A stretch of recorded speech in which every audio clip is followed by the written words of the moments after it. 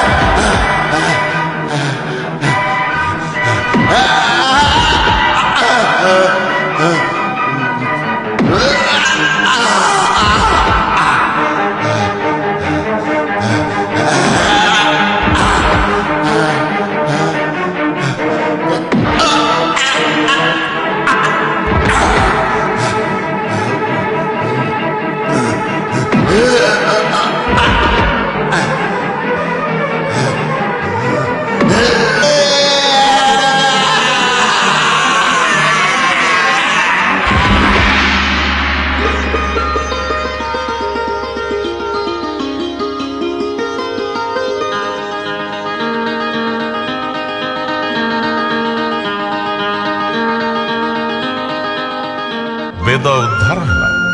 ମାନବ ସମାଜର ଚେତନା ପ୍ରବାହକୁ ଉଜ୍ଜୀବିତ କରିବା ପାଇଁ ବେଦ ସୃଷ୍ଟି କରାଯାଇଥିଲା। ବେଦ ହେଉଛି ପୃଥିବୀର ଆଦିଗ୍ରନ୍ଥ।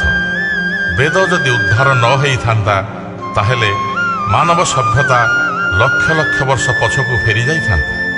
ପ୍ରଭୁ, ଅଜଣା ଅତୀତ ଭିତରକୁ ମୋତେ ନେଇଯାଇ ଆପଣ ମୋତେ ଧନ୍ୟ କରିଦେଲେ ପ୍ରଭୁ।